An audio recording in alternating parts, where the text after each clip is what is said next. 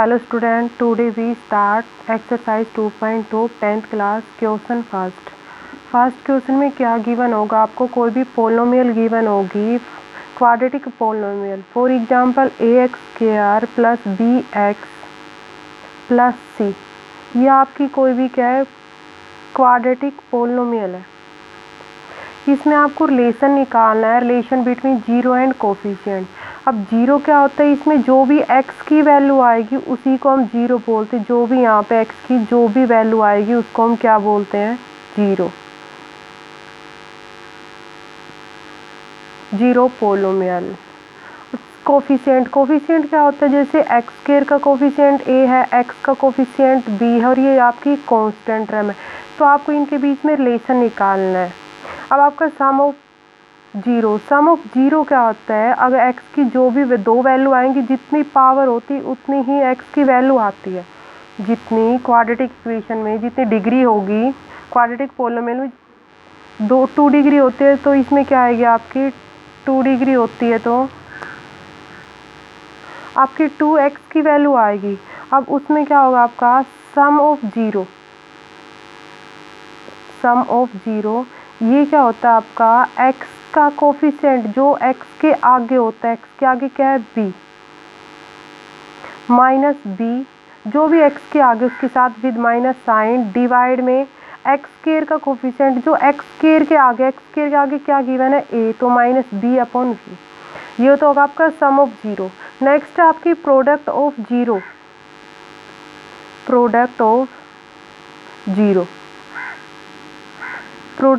Zero क्या होगी आपकी, जो आपकी कांस्टेंट टर्म गिवन होगी, डिवाइड में जो x² का कोफिशिएंट है a, ये होता है आपका रिलेशन जीरोज एंड कोफिशिएंट के बीच में। यही आपको फाइंड आउट करना है फर्स्ट क्वेश्चन में।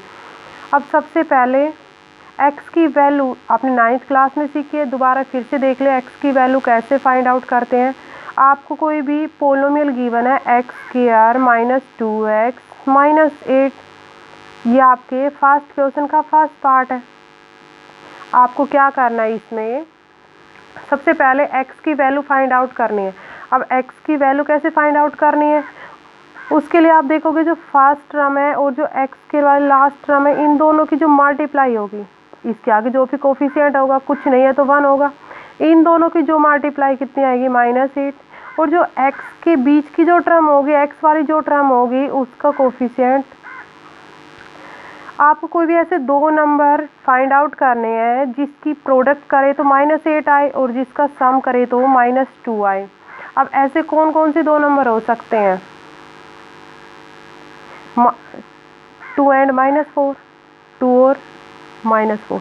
अगर दोनों को ऐड करेंगे तो क्या आएगा -2। अगर आप करोगे -4 प्लस में 2 तो क्या आएगा आपका -2 आएगा। अगर आप दोनों की मल्टीप्लाई करोगे, आपने दोनों की मल्टीप्लाई की, 2 मल्टीप्लाई में -4, 4 2 8 -8। तो आपको ऐसे कोई भी दो नंबर ढूंढने हैं जिसकी मल्टीप्लाई फर्स्ट और लास्ट की मल्टीप्लाई के इक्वल आए और जिसकी ऐड करने पे बीच जो x का कोफिशिएंट है उसके इक्वल में आए। तो हमने ऐसे दो नंबर कौन से फाइंड आउट किए हैं, 2 एंड -4। अब आपको इसकी यहाँ पे लिखना है x²,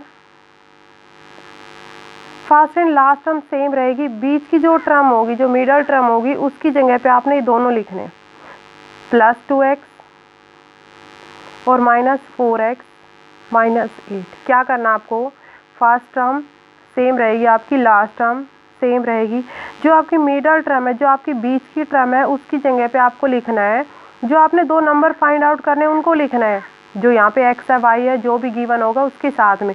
तो यहाँ पे हमने लिखा 2x और -4x।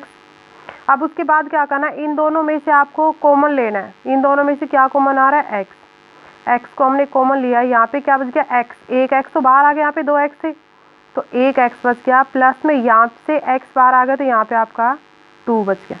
अब इन दोनों में से पहले आपको इन दोनों में से हमेशा कॉमन लेना है, फिर आपके लास्ट 2 में से कॉमन लेना है। यहाँ पे आपका क्या कॉमन आ रहा है, दोनों में से एक तो माइनस कॉमन आ रही है। नेक्स्ट आपका 4 कॉमन आ रहा है, यहाँ भी इसके पास 4 और यहाँ भी क्या होगा 8, क्या होता है आपका 4 × 2 तो यहाँ से भी 4 कॉमन हमने ले लिया, यहाँ पे आपके पास x बच गया, यहाँ पे आपने 4 कॉमन ले लिया तो आपके पास क्या बच गया +k2, क्योंकि माइनस आप ऑलरेडी कॉमन ले चुके हैं। अब ये दोनों आपके कॉमन है तो x + 2, यहाँ पे क्या बच गया आपके पास x बच गया, माइनस में यहाँ पे क्या बचा आपका -4। अब आपको यहाँ से इसको इक्वल में 0 पुट करना और इसको इक्वल में 0 पुट करना। आपको क्या करना है x + 2 इक्वल में 0, क्योंकि आपको 0 फाइंड आउट करनी है। तो x की वैल्यू यहाँ से क्या आ गया -2, और यहाँ से जब इसको इक्वल में पुट करोगे x - 4 इक्वल में 0, तो x की वैल्यू यहाँ से क्या आ जाएगी आपकी =4। तो आपकी 2x की वैल्यू आ गई -2 और 4। अब आपको सबसे पहले क्या निकालना है, सम ऑफ 0। जब आप सम ऑफ 0 निकालोगे तो क्या करोगे, देखो सबसे पहले तो आपको आना चाहिए 0 निकालनी, मतलब x की वैल्यू फाइंड आउट करनी। जब x की वैल्यू फाइंड आउट हो जाएगी तो ये तो आप बहुत जल्दी सीख जाओगे। एक और एग्जांपल लेके देखते हैं जहाँ पे आपको x की वैल्यू फाइंड आउट करनी है।